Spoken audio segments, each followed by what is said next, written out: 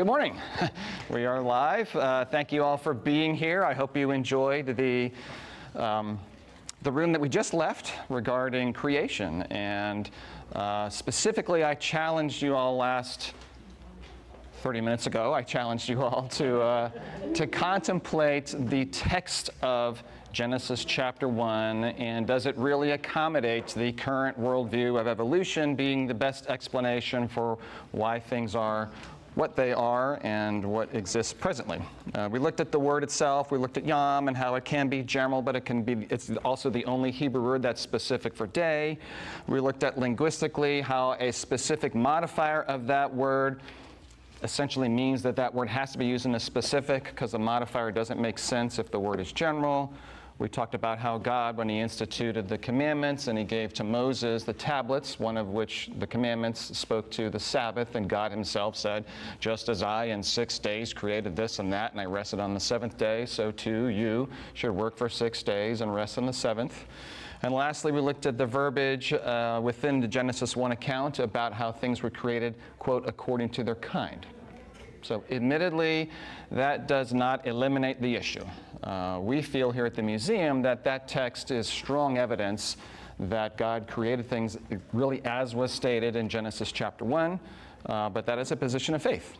I failed before I left and gave you your 10-minute exploration of the room I failed to tell you that, I'm going to catch myself one of these days, stop doing that. I failed to tell you that we feel that most of what you're going to find here and much of what I will say to you, again, does not eliminate the issue. It leaves the issues, whatever the issues may be. Again, last week it dealt with creation. This week it will deal with some other things. We believe God, by design, has left these issues for us to wrestle with. We believe God, by design, chose not to fully conclusively prove much of what we encounter in life, because by design God wants us to live by faith.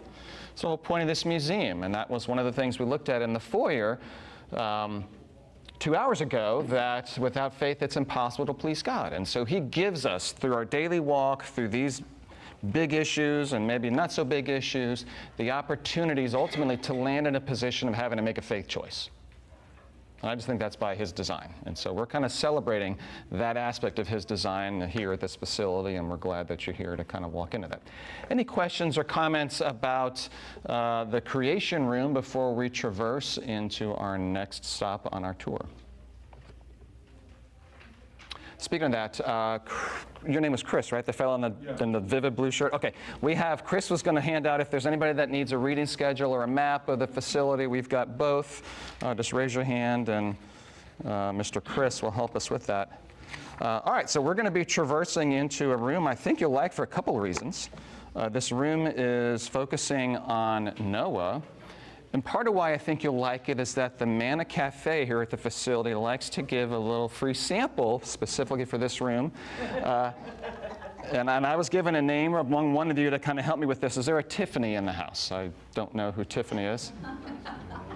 Is there? Okay, there you are. Hi, Tiffany. Can you come here, please, Tiffany?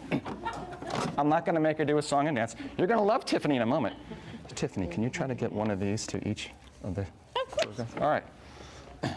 So you'll see what this free sample is. You're already now starting hour 3 of this tour. It's an exhaustive tour, so we figure you might need some sustenance. Tiffany is going to be the one to give you that blessing. Anyhow, let's come into this next room. The folks who aren't sure why they're laughing, you'll be laughing too, I hope, in a moment. So the next room that we're in now, as you can see on your map, this is the room that focuses on Noah. And we have, as you look around you, we have this massive mural. We have on this side the mural that's really focusing on what we understand to be our solar system. Specifically, the first 4 planets of our solar system. They would be called the rock planets or the terrestrial planets. A quick quiz, this has nothing to do with the lesson. Can any of you name the first 4 planets in order? It's like science. Joe, hang on, I'm going to do a call. Go ahead, sir. Mercury, Venus, Earth, Mars. Yes, good. Very good. All right, so that's what this mural is. Something should look a little odd to you as you look at this. We'll visit that in a moment later. On this wall over here is our inscription. As I told you, every room has an inscription. This one is from Hebrews 11, verse 7. Would one of you kindly read Hebrews 11, verse 7? Somebody by hand. Actually, the lady that was going to answer, I'll let you do the reading if you don't mind. Okay. And what was your name? Sharon. Sharon. Okay, I'm going to try to get your names here. Remember that because I've been Sharon all my life. There we go. Okay. All right. Fair enough. Thank you, Sharon. Go ahead. By faith, Noah, being warned by God concerning events as yet unseen, in reverent fear constructed an ark for the saving of his household. By this he condemned the world and became an heir of the righteousness that comes by faith. Okay, thank you, Sharon. All right, so that's the prelude to what this room is really focusing on. We gave this room the theme, Faith to Do the Unprecedented. And then the passage that Sharon read, and her translation or her dialect was similar to the one that I have in front of me, where it talked about something that was not yet seen. What is that referring to? What is that phrasing referring to as it relates to the story of Noah?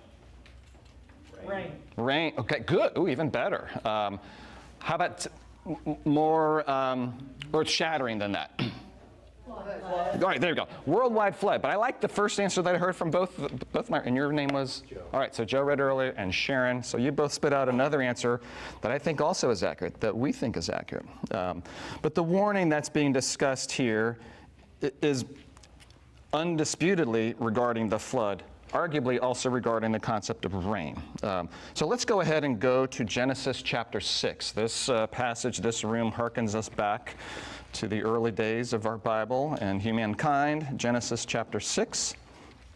We're going to read some of the backstory as it pertains to Noah. May I get a reader for verses 5 through 8 of Genesis chapter 6? Somebody put your hand in the air so our reader, our microphone can go. Thank you. All right, I'm hearing silence, so I think the pages have landed where they need to. The Lord saw that the wickedness of man was great in the earth, and that every intention of the thoughts of his heart was only evil continually. And the Lord regretted that he had made man on earth, and it grieved him to his heart. So the Lord said, I will blot out man whom I have created from the face of the land, man and animals and creeping things and birds of heaven, for I am sorry that I have made them. But Noah found favor in the eyes of the Lord. Okay, so quite a pronouncement, quite an assessment. God looks down at earth and says, I'm going to hit the reset button, essentially, because things are really, really bad. But Noah found favor in God's eyes. We're going to get to that phrasing in a second, but how old was Noah at this time, you might think? Well, the answer to that is a couple verses before what Tina read, chapter 5, verse 32. Noah was 500 years old when he fathered Shem, Ham, and Japheth. And then the story commences, and so these kids aren't thumbsuckers at the time, so he's 500 plus a little bit as we get to what happens in the 6th chapter of Genesis. But the end of that passage that Tiffany read, we feel like the wording is at least worth a pause. Noah, however, found favor in the eyes. I want us to focus on the idea of finding favor in the eyes of the Lord. What do you think is the significance of that phrasing? Rather than found favor with God, or God was pleased, or whatever. Found favor with the eyes of the Lord. Definitely the favor was grace, yes. God saw one to whom he wanted to extend grace and mercy. Perhaps God was looking for someone. That's what I was keying in on. The fact that God was observing and looking, and he saw Noah. But again, as we think back to the essence of the Hebrews 11 Hall of Faith, which is that faith is action. Action should be visible, should be seen. It's not just within our head thinking and believing a thing so strongly that we label it faith, but we do nothing about it. Faith is doing stuff. Noah is about to embark on quite a project. But before that, Noah was living in such a way that the seeing God, the observant God, as he's looking and he finds disgust among mankind, he sees in Noah a faith that pleases him. So the takeaway is as Midge said earlier, God's looking, for someone, but he's also just generally observant. Ours is not a distant God who set things in motion and then took a nap and he's going to check in every now and then. He watches, he's aware of, he's concerned, he's interested. You know, every aspect of God speaks to these issues and to the idea that he wants to see faith that pleases him, and because of that, he's watching. He's keeping an eye out. So whatever Noah did during his first 500 years and in the early years of his parenthood with Shem, Ham, and Japheth was enough to inspire God to extend him grace because he saw in Noah a man that was worthy of preserving. But he didn't see that in the others, which is why he had this really dire pronouncement that we read earlier. Let's resume our reading. Can I get a different reader for verses 9 through 13 of Genesis 6? Show me by a different hand who my next reader is. Thank you, ma'am. And what was your name? I'm going to start learning names. Barbara. Mm-hmm. Thank you. Silly Miss Barbara. Okay. There's probably a story to that. Go ahead, silly Miss Barbara. 9 through 12? 9 through 13, if you would. Okay. 2 and 2, male and female, went into the ark with Noah, as God had commanded Noah. Hang on. Oh, I'm in Genesis 7. Yeah, we're not there just yet. See my numbers? Indeed, she is silly, Miss Barbara. We're going to go to 6. 6. Verses 9 through 13, please. Okay, that makes more sense. Yes, it does. These are the generations of Noah. Noah was a righteous man, blameless in his generation. Noah walked with God, and Noah had 3 sons, Shem, Ham, and Japheth. Now the earth was corrupt in God's sight, and the earth was filled with violence. And God saw the earth, and behold, it was corrupt, for all flesh had corrupted their way on the earth. One more. God said to Noah, I have determined to make an end of all flesh, for the earth is filled with violence through them. Behold, I will destroy them with the earth. All right, thank you. So again, kind of a reiteration of what we read earlier. And by the way, the things that Tiffany dispersed, you can eat them now. You don't have to kind of wait. You know, I don't mind. We're okay with you eating snacks in this room. Just don't leave a bunch of crumbs. But the same sort of an assessment here. We just sort of see it in a different phrasing. The view of mankind is disgusting to the Lord, essentially. So I just figured let's take just a quick moment to figure out how long did it take for the earth to look like this? As God looks down, how long? Well, where are we talking about in the lifespan of the earth? If one were to take the genealogies that predate this passage, literally, in terms of the years and the dates, we can do at least a calculation. So we're going to go ahead and do that calculation just to kind of inform us and better set the stage. So if you go back to chapter 5, let's walk through the genealogy that we are presented and try to do some math. So if I can have at least a couple of you break out your phone, get to the calculator mode, and when I tell you, start punching numbers as we walk through this, hopefully your math is going to equal mine and they'll be consistent. But Genesis chapter 5, we see a genealogy. These are the family records of the descendants of Adam. So this is from Adam till, and you'll see where we stop. So beginning in verse 3, Adam was 130 years old when he fathered a child in his likeness according to his image and named him Seth. So we're going to start with 130, those of you doing the math. That's when the next generation, we know we had Cain and Abel, but this genealogy is tracing itself through Seth. So after 130 years of Adam's life, he is Seth. So first number is 130. And then Adam lived a whole lot longer. As you can see, 800 years and had a bunch of other kids, and total years 930. We don't need the 930, we need the 130. All right, down to 6. Seth was 105 years old when he fathered Enosh. So we're going to add 105 to 130. Those are the years between each of the generations that come and are presented here. Likewise, Seth lived a whole lot longer, total of 912 years. Verse 9, Enosh, the son of Seth, was 90 when he fathered Kenan. So add 90. And I'll stop at the other explanations. Verse 12, Kenan was 70 when he fathered Mahalalel. So add 70. Mahalalel was, and I'm skipping through, hope you can see where I'm skipping to. Verse 15, Mahalalel was 65 when he fathered Jared. All right, so add 65. Now verse 18, Jared was 162 when he fathered Enoch. So some of these Gentlemen took a while before they became dads, some a little earlier. Here, Enoch's a young buck at 65 when he fathered Methuselah. So there's that in verse 21, so add 65. And now jumping down to 25, Methuselah 187 when he fathered Lamech. So add 187. And now to 28, Lamech was 182 when he fathered a son. He named him Noah. So that's our main guy. So add Lamech's 182 years.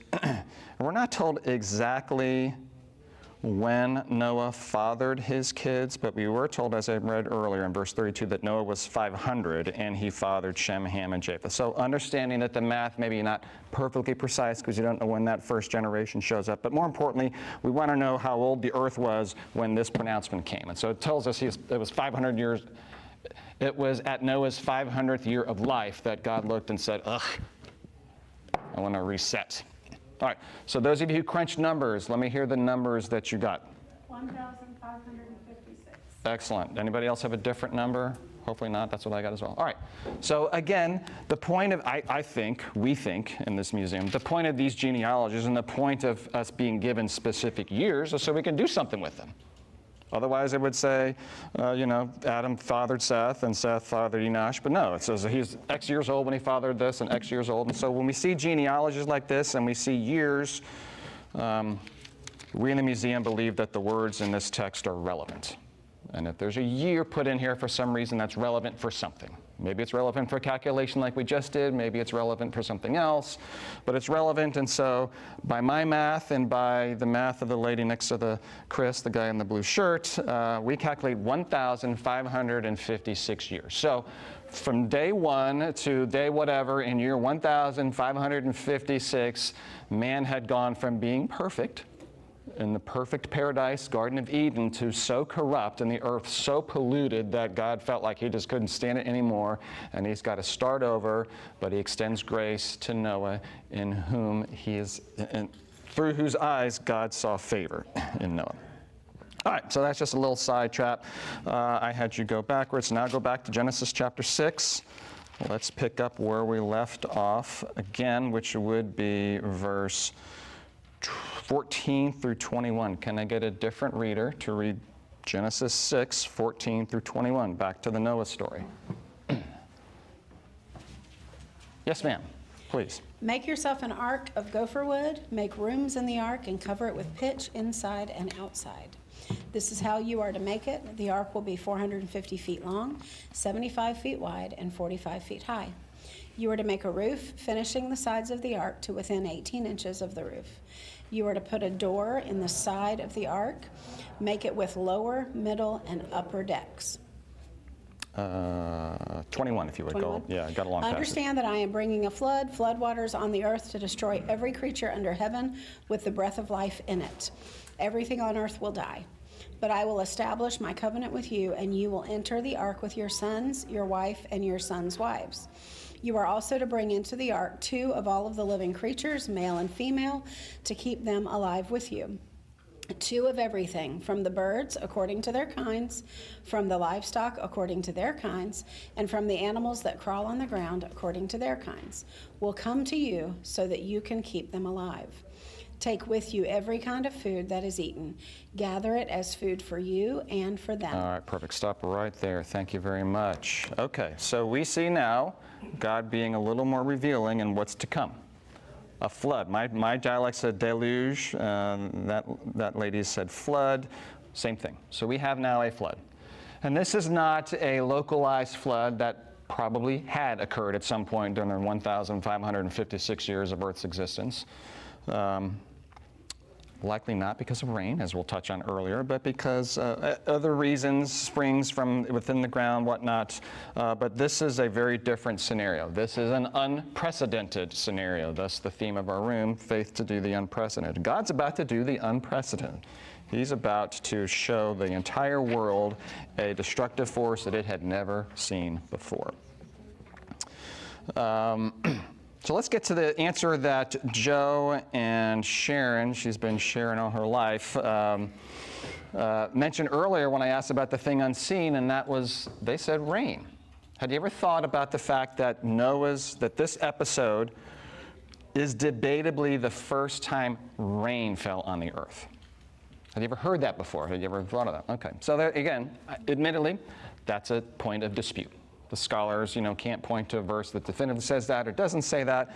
But there are some things about this episode, and specifically that they feel leads credence to the argument that there had not been rain before. And first we would think, well, gosh, if there was no rain, how did the earth sustain itself? How did plants grow and things, how did man survive without rain? And could God have pulled that off without rain? All right, I'm seeing a lot of nodding heads. Sure, Joe. I can't remember the verse, but there's a verse that says there was a mist that came up from the ground to water the whole earth. Good. And I think that was part of our account from last week. Say that again? Perfect climate all the time. Perfect climate all the time. There was general humidity. There was, but not the kind that, kills things. So again, this is a point of debate, but many believe that this is not just a warning to Noah, hey, you're about to experience a flood like you and this place has never experienced, but also you're going to experience this flood through a mechanism you've never seen before. One of the arguments in favor of that position is the symbol, and I'm fast forwarding to the end of the story. I trust most, if not all of you, are generally familiar with this story. At the end of this story, at the end of this episode, God says, I'm going to give you a sign so that you don't have to fear anymore. What's the sign that I'm referring to? The rainbow. Okay. So you could certainly say, as the text does, that the rainbow is just to assure people that there's not going to be another worldwide flood. But those who feel like this episode is hinting that this is the first rain would also say, that's also a symbol to give people assurance, hey, every time it rains, you're not going to die. Don't run for shelter. Every time it rains, this is not the beginning of the next worldwide flood. There's not going to be another worldwide flood. And I'm going to give you this rainbow to show you.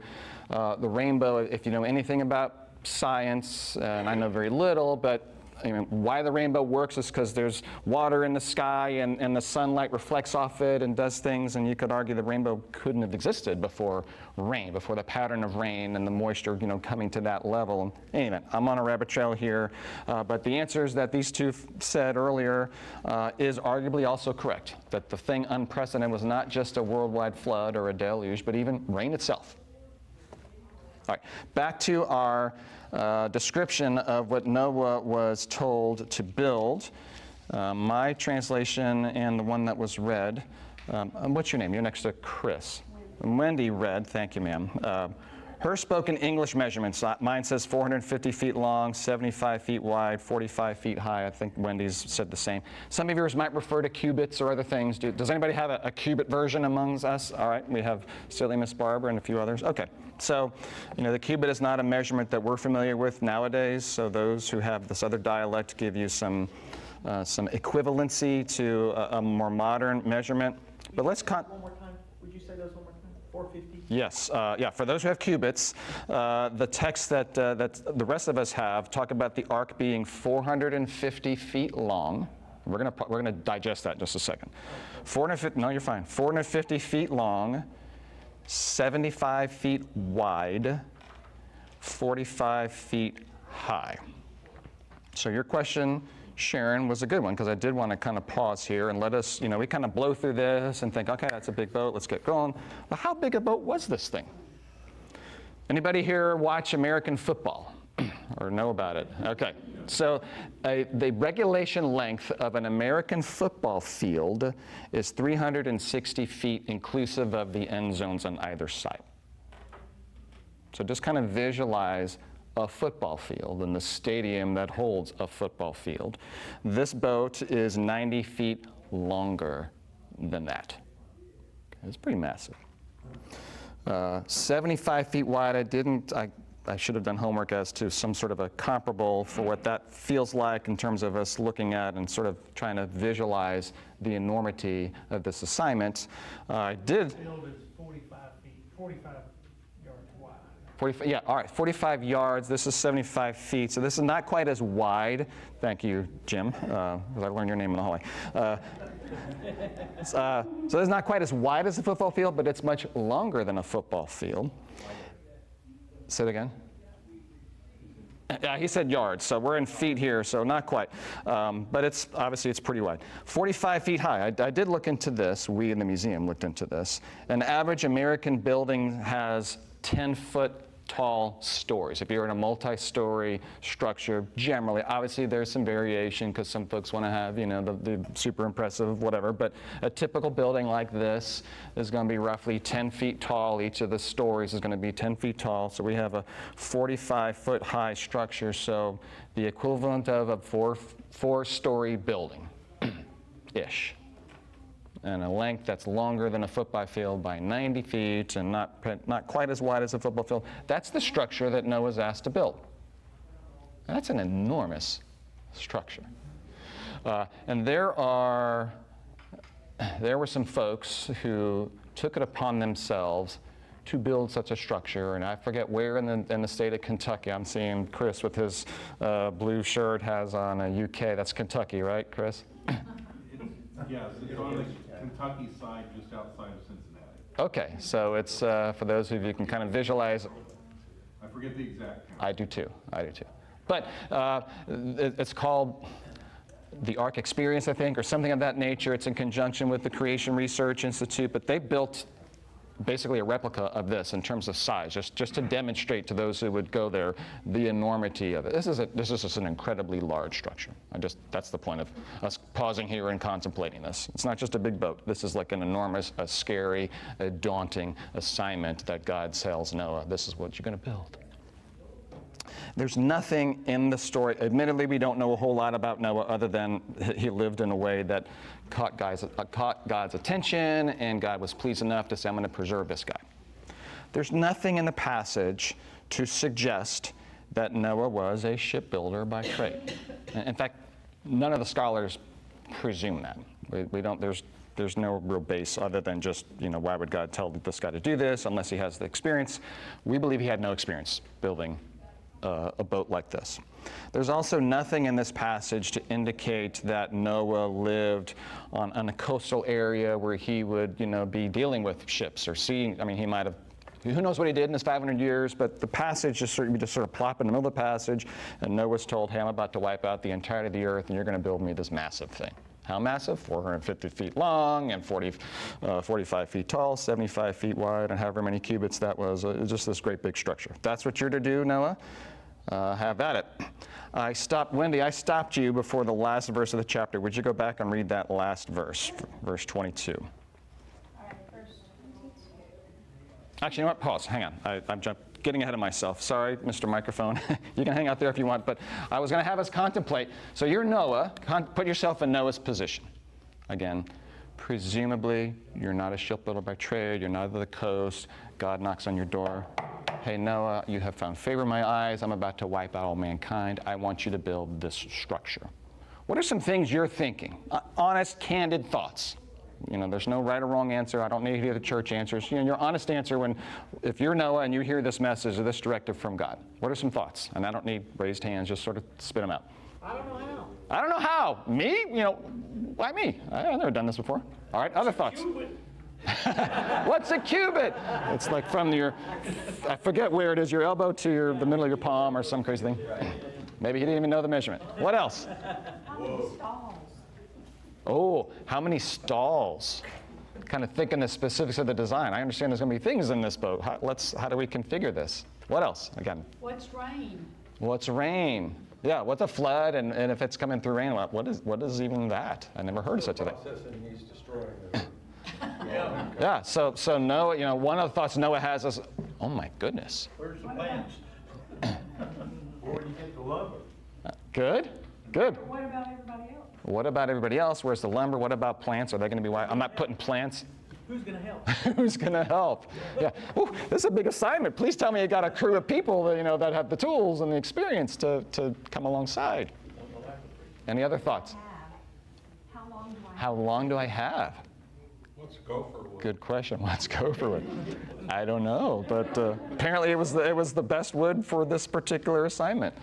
All right. So this was great. So I mean, Noah, if he's a rational being at all, he's thinking all of these thoughts and then some. This is just, you know, this is an experience, an encounter with God like Well, it was an unprecedented encounter with God. God was about to do something unprecedented, and he calls on Noah to likewise do something unprecedented. Now, Wendy, if you could read verse 22. And Noah did this. He did everything that God had commanded him. All right, so we see Noah's response. Surely he had the thoughts, and I don't think God needed him to divorce himself of these realistic concerns and kind of thinking them through, maybe even giving voice to God. Why me? What's go for wood? How do I get this stuff? How many whatevers do I make in this thing? But ultimately, Noah did this. He did everything that God commanded him to do. So he set toward the task. One of you asked, how much time do I have? It appeared he had as much time as he needed. How much time did he need is a byproduct of the question. Let's go. Say that again? Yes, ma'am. Very good. I would give you an animal cracker, but I think you already have one as a reward. So chapter 7, verse 6 gives us the answer that this lady gave voice to. Noah was 600 years old when the deluge came and water covered the earth. So that tells us why we were told a while ago that Noah was 500 when this thing started. So 100 years. Presumably it's, he worked 100 years. It wasn't like he finished it in 20 years and just got to hang out for 80 years. This is a job, again, of this magnitude that it took, apparently, 100 years. And again, that sounds preposterous. But imagine you're just a guy and you have hand tools and you're to do this. In our day and age with our technology and the workforce and whatever else and things automated, that wouldn't take 100 years to build such a structure. But back then, they didn't have such things. They had a guy and they had, a directive and apparently a patient God who said, do it right. I'm not rushing you by saying you got to finish in 50 years. I want you to build this thing and build it correctly. It's going to take a while, so I will be patient with you and let you do this task. So 100 years is the time frame that Noah spent building the ark. I asked you a few moments ago to think about the questions Noah had when God knocked on his door and said, hey, I want you to do this because all of earth is going to be destroyed.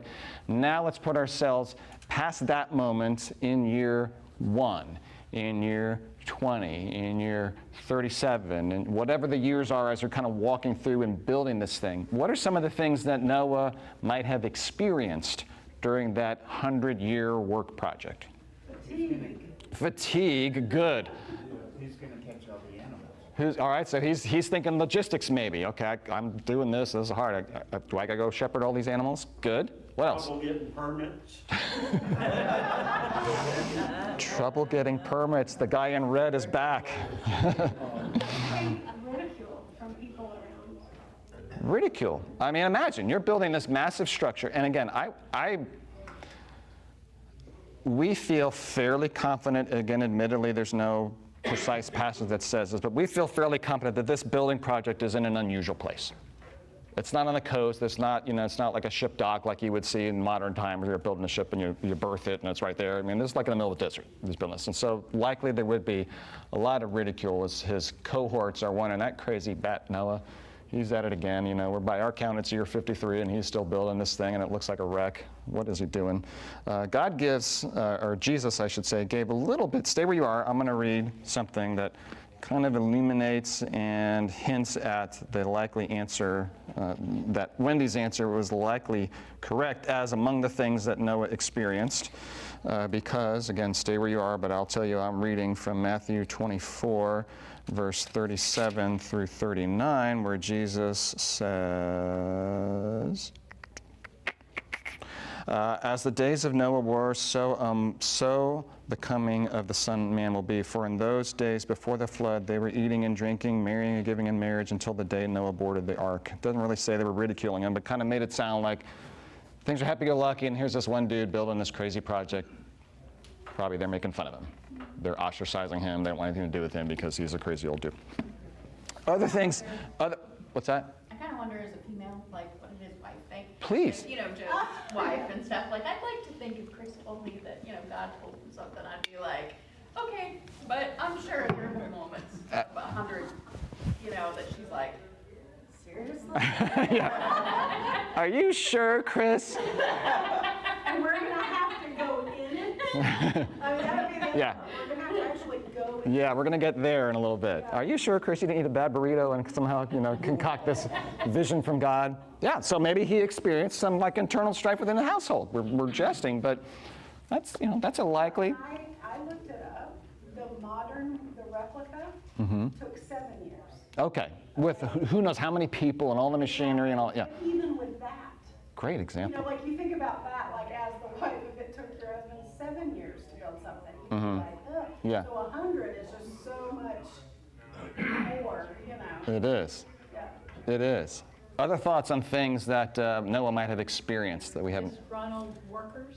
All right, if he had workers, maybe they didn't have the patience, or the stamina that Noah had. Sure. I wonder, he was faithful, but I wonder if you ever experienced any doubt. I would say yes. Hang on one second, sorry. I would say yes. I think that's reasonable. I don't think that would have disqualified him. I think God recognizes there's times even in the strongest of faith individuals where they pause and go, did I hear that right? This boy, I'm not, for a moment I'm not sure, and then you right the ship, so I suspect he did. Yes, you were going to say something? Everybody around him being critical and harassing him. Mm-hmm. Yeah.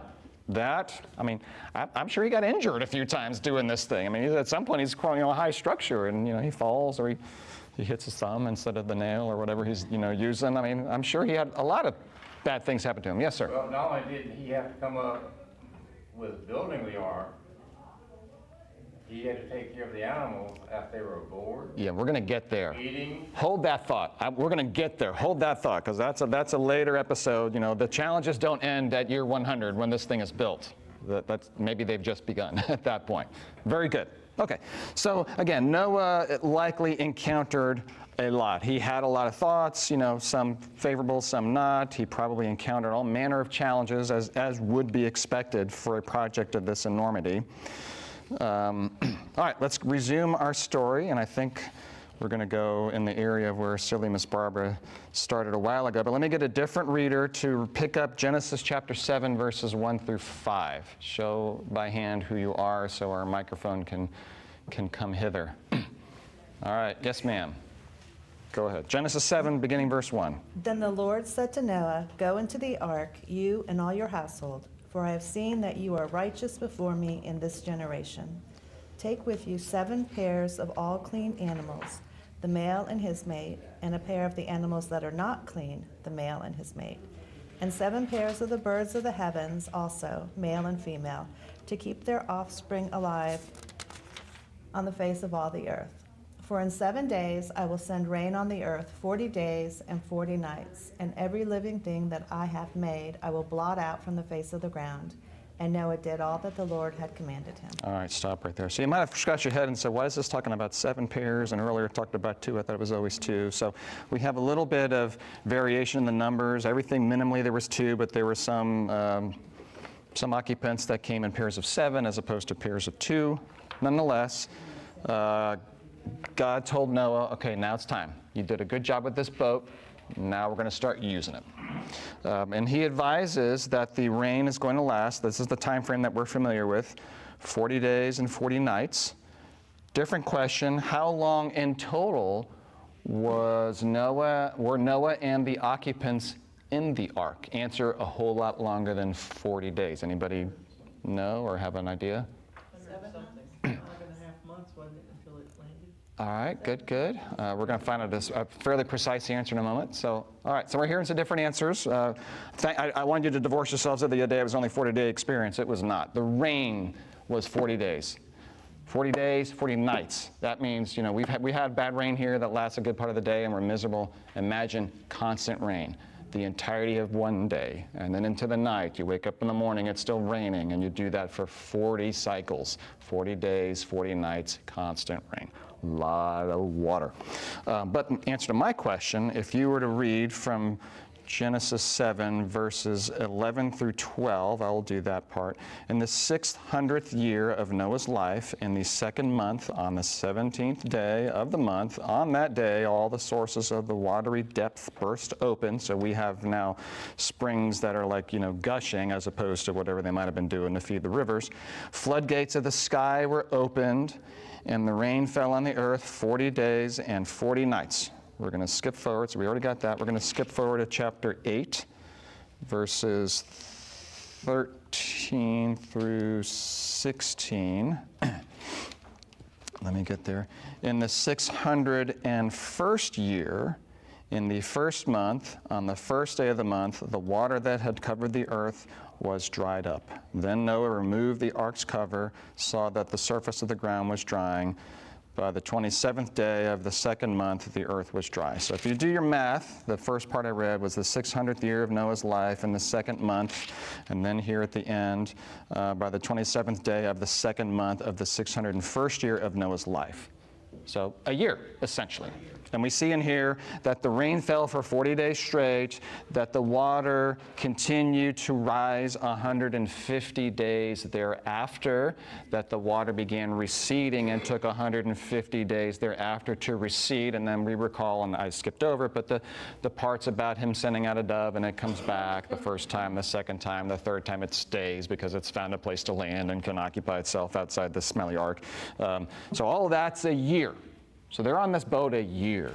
Again, this is not a 40-day experience. This is a 40-day deluge of rain resulting in a flood that covers the earth, and the occupants of this ark are in that boat for a year. That's a long time. And that comes back to the observation that this gentleman was saying earlier about, you know, how to care for all the things that are in this ark. We're not talking, I mean, a 40-day load of a boat full of animals is something. A year is something entirely different. So how many people were on this ark? Any idea the answer to that question? 8. Good, 8, yes. And that answer is found in Genesis chapter 6, verses 18. Hello. Come on, join us right here. Genesis 6:18, where we are told who the human occupants are of the boat, and that is, but I will establish my covenant with you. You will enter the ark with your sons, and we knew there were 3 of them. Your wife, that's 4, Noah makes 5, and your sons' wives, assuming each of his 3 sons are married, you have 8. So there's 8 humans on this boat. How many animals are on this boat? We're not told, but if you think about it, you got at least 2 of every, and there's a lot of them that apparently there's 7 of every, 7 pairs of every. I mean, there's thousands of animals on this boat. And my man went there too, Wendy. That's it. So you got 8 humans. You have presumably thousands of animals. This gentleman's observation, he got there as, I mean, how do we handle that? How did the humans deal with, you know, God told them, you know, bring a lot of food. And hopefully he gave them better guidance than that because, you know, lo and behold, they're in this ship a whole year and there's all these animals. But yes, I want us to pause now and contemplate. First, we contemplated the enormity of the message, this unprecedented message. I'm going to send a flood. It's going to come via rain. Maybe rain hadn't happened before, maybe it had, we're not sure, but we're going to debate that. But nonetheless, a flood has not happened like this. It's going to wipe out the entirety. And I want you, next thing unprecedented, build this ship like nobody has ever seen or even contemplated. This massive structure, and probably you're doing it on your own. Maybe your sons are helping you. Probably, you know, there aren't workers that you're paying. Maybe there are, we don't know. Next enormity is, you know, make sure it accommodates all these animals. Thankfully, God, one of you asked, you know, am I supposed to get the animals? The passage says that basically God brought the animals. They didn't have to go out and find them. So that part's good. Now you're in this boat. So the next enormous thing is you're in this boat. You and the 7 other humans are in this boat for a year, and you have this task. Not just survive, not just, you know, eat your own food that you brought, but the whole point of this episode is that God is going to preserve life forms, animal life forms, and a few humans, so that when the reset is done, these animals can go back onto dry earth and can repopulate, and there can be more animals, and God's not having to create new things. He's going to allow that line to continue. So these occupants realize that their task is not just to sit in the cot for a year and, you know, see what happens. They need to take care of these animals. And taking care of these animals involves feeding the animals. It involves, as Wendy said, you know, dealing with the waste that these animals produce. Imagine yourself in this boat. And I was trying to visualize, and I think I've seen pictures of the replica. It's not a ship that has a lot of portholes, a lot of windows, a lot of cross breeze, a lot of ventilation. I'm sure there's, I mean, God surely designed some way for air to get in there, but it's kind of basically a contained vessel that I'm sure stunk on hour 6, let alone day 365. So this is a foul place. A lot of animals, some of them, you know, they're reproducing. So you came in, that was another question that we were kind of asked to contemplate. Do you think there were more animals that left than came in? Possibility, yeah. We don't know. It didn't say, you know, we don't, it didn't say that some died off. It didn't say that they gave birth to animals. But, you know, in a typical year, a lot of animals can reproduce within a year. I mean, the little cubby that had the rabbits, I don't know what. If you think about that one, I don't know, you know, we're dealing with, anyway. So most likely, we got more animals leaving than that came in. And we have this, you know, we have this daunting task. So again, that. Do you think God could have stopped all that supernaturally? Maybe he did. Maybe he said the reset isn't. Carnivores and things on there that are supposed to eat everything that's around them. Like, they wouldn't have enough food on that boat to sustain a lion for that long. So, Anything's possible with the Lord. right, Clearly. Exactly, that's what I'm saying. And can he have, you know, can he have quelled their appetite for a year and they just didn't, they weren't hungry or not as hungry? The reproduction stuff dormant. There you go. So that they weren't having more animals. Because I have a lizard that goes underneath like his sand and he sleeps for 3 months and it freaks me out because I'm not feeding him and I feel like he's gonna die, like, because you know your dogs feed him all the time, but he just He goes pops out 3 months later and where's supper? hibernation. Yeah. Yeah. So I mean, okay, so these are, you know, these are valid questions on how exactly God pulled it off. We don't know. We're not told the details, but I think we can appreciate the magnitude, the unprecedented enormity of the totality. Maybe a little more than you had before because you probably hadn't stopped and kind of asked yourself some of these questions to think through, my goodness, this is not just a big boat, it's not just 40 days, it's a year, and it's all manner of things. Yes, sir? We're underestimating what God can do when we think in human terms about what they went through. Fair point. God would prevent the smell, provide food. He would be there for them over that year. So we, in human terms, yes, it's going to be one of those challenges, but I believe God presented them with what they needed as they needed it, and that was it, and gave them good living conditions. It's Yeah, just hard for fair us to point. wrap our head around it. That, yeah, and maybe that's kind of where we ultimately need to land. I wouldn't send them off to this if he hadn't had plans for everything. Fair point. Yes, ma'am. I was going to say Sure. like the widow with the oil and the flour that we've read on. Mm-hmm. You know, When Elijah says, give me here's the some hay one. pile, and the hay pile never goes down. I mean, you know what I'm saying? Yeah. Or whatever. Yeah. Or, yeah, whatever. Or- never goes down. Or what comes out the back of the animals doesn't stink as much as it normally does. Or, I mean, maybe nothing comes out. I mean, we don't know. They didn't out the one little window with the dove. I mean, I personally, I'm believing there's still a good bit of work going on. I don't think they did this and God just took care of everything and they're sitting back waiting a year. I think you know, part of the whole faith endeavor is that they're having to tend to these animals to some extent. Probably, you know, yes, that you all make fair, valid points. Did God kind of change the dynamic a bit during that year to still make them work, to still demonstrate his, you know, his magnitude, but maybe make it feasible? All valid points. But again, the idea of this room and the idea of us pausing and taking a little more time than most do when they contemplate this episode of Noah and his faith is just to really step back and maybe more fully grasp the unprecedented nature of this, the enormity of this, because it was really something incredible. I mentioned earlier that on the mural here that there's something different about one of those planets that we see, the first 4 planets. It's the third planet. Y'all know what planet the third planet is? Earth, yeah. Now, if you look at the mural, you're seeing that Earth, that planet is just a blue planet. Yes, see? Where's the green? Where's the brown? Where's the color variations? Where are the clouds? It's just like a blue ball, like Neptune. What is that? That's intended to replicate verse that we have not yet read, chapter 7, verses 18 through 20. I'll read it. The waters surged and increased greatly on the earth, and the ark floated on the surface of the earth. Then the waters surged even higher on the earth, and all the high mountains under the whole sky were covered. The mountains were covered as the waters surged above them more than 20 feet. So we have, as is depicted by our mural here in this museum, literally, I mean, not just a deluge, not just a massive flood.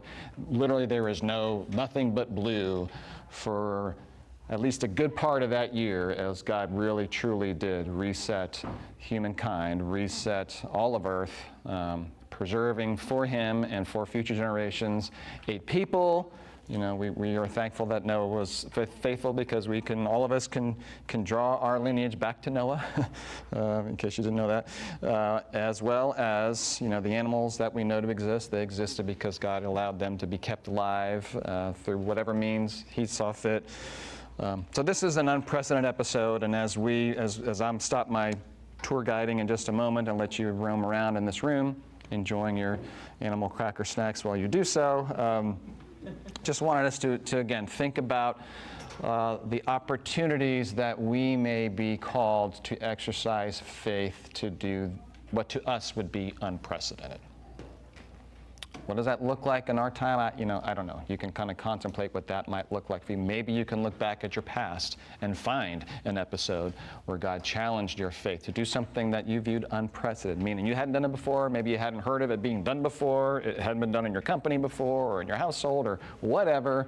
You know, there is examples here of God calling such people to do such things, and we may be such people.